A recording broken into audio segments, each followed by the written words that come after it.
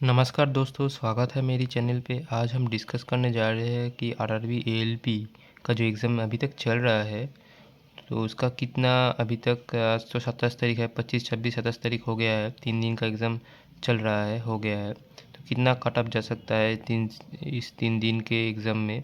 मेरा खुद का एग्ज़ाम भी 25 तारीख को था। मैं मेरा एक्सपीरियंस के भी आप लोगों के साथ शेयर करूँगा।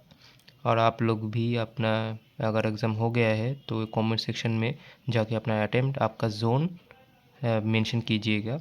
और मैं एक्सपेक्टेड कट ऑफ बोलूँगा, और मेंस के लिए क्या स्ट्रेटजी हो सकता है, मेंस के लिए कितना मार्क्स चाहिए, सेफ स्कोर, और फाइनल मेरिट के लिए कितना मार्क्स चाहिए, थोड़ा हम डिस्कस करने वाले हैं। तो पहले मैं मेरा शीट में अगर मैं देखूँ, 25 तारीख को थर्ड शीट में मेरा एग्ज़ाम था। तो उसमें रीज़निंग इजी टू मॉडरेट आया था। रीज़निंग आसानी था, 2-3 क्वेश्चन थोड़ा पजल वाला क्वेश्चन पूछ दिया था, उसमें थोड़ा टाइम टेकिंग हुआ। और थोड़ा एनालॉजी वाला क्वेश्चन था, नंबर वाला, वो थोड़ा हेक्टिक हुआ था। लेकिन रीज़निंग ओवरऑल इजी था। उसके बाद क्वांट इजी था।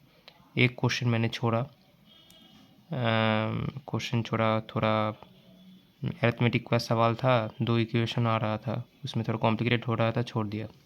साइंस मैं मॉडरेट टू इजी कहूँगा, क्योंकि साइंस का जो 22 क्वेश्चन आया था, उसमें 4-5 क्वेश्चन बहुत ही पेचीदा तरीके से पूछा गया था। तो वो सब क्वेश्चन छोड़ने में ही भला था, क्योंकि अगर अटेम्प्ट ज़बरदस्ती करते तो नेगेटिव होने का चांस था।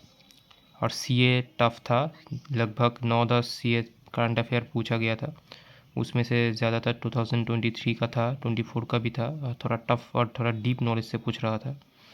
तो ओवरऑल अगर कोई अपने में से 25 तारीख थर्ड शीट पे किसी भी जोन से अप्लाई किया हो, अगर 50 प्लस भी है, इसमें 2-3 नंबर अगर कम भी है तो भी अच्छा स्कोर माना जाएगा।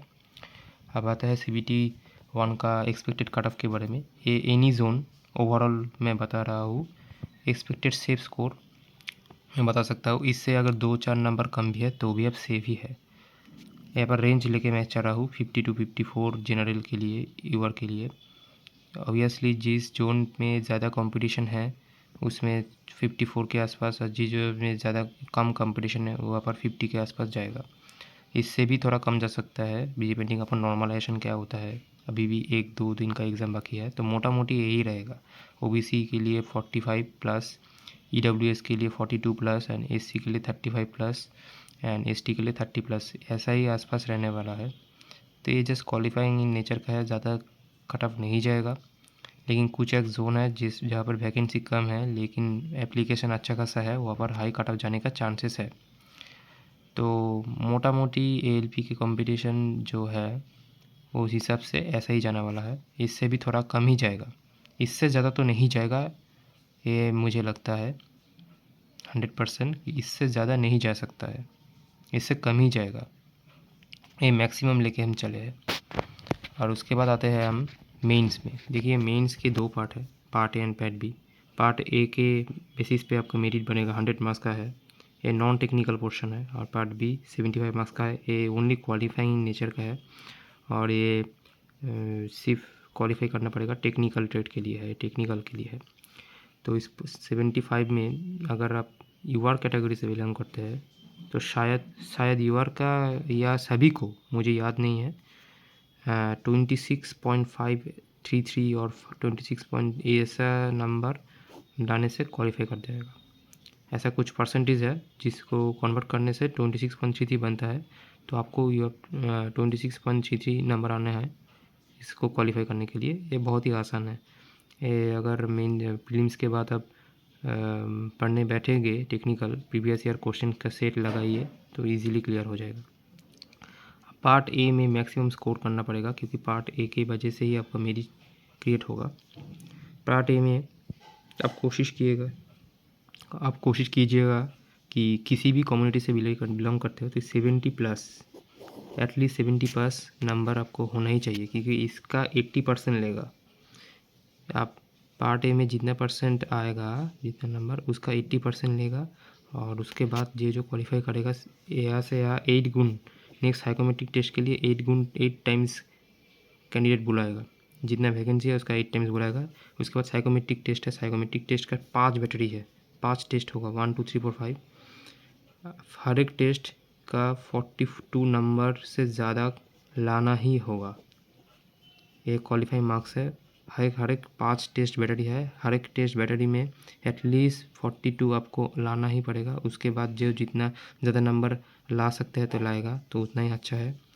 साइकोमेट्रिक टेस्ट का रिज़ल्ट 20 में आएगा, 30 में आएगा, सॉरी 30 में आप 30 में कितना स्कोर कर सकते हैं देखेंगे। तो यहाँ से 30 में कितना आया और यहाँ से 100 में से कितना आएगा उसका 80% लेगा, और यहाँ पर 30 में से कितना आएगा वो दोनों को मंच पंच करके फाइनल मेरिट क्रिएट होता है। तो फाइनल मेरिट के लिए दोनों मिला के स्कोर होगा। तो फाइनल मेरिट को तो बात की बात है। आप अगर जिन जिन लोगों को CBT 1 हो गया है वो मेंस के लिए प्रिपरेशन के लिए जुट जाइए। मेंस के CBT 1 में तो पार्ट ए में 70 नंबर से ज़्यादा मॉक में ज़्यादा कोशिश कीजिएगा कि मॉक जब लगाएंगे आप लोग 75 प्लस अटेम्प्ट हो, अगर स्कोर हो तो बहुत ही अच्छा है। तो 70 प्लस तो लाना ही है, ये ठान के चलिए कि 70 प्लस लाना ही हो मेंस के पार्ट ए में, और पार्ट बी में तो सिर्फ क्वालिफाई करना पड़ेगा।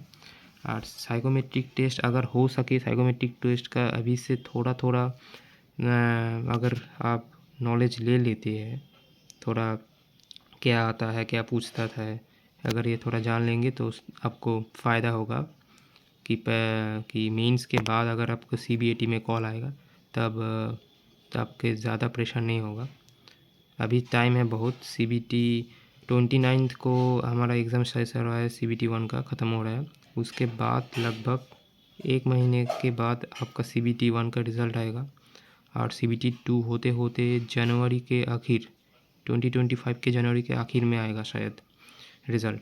तो अभी भी टाइम है, तो अभी अच्छे से पढ़ाई कीजिए। तो ये रहा एक्सपेक्टेड कट ऑफ, और कमेंट सेक्शन में आप बताइए आप लोगों का CBT 1 में कितने अटेम्प्ट किए हैं और कौन सा जोन से है। धन्यवाद।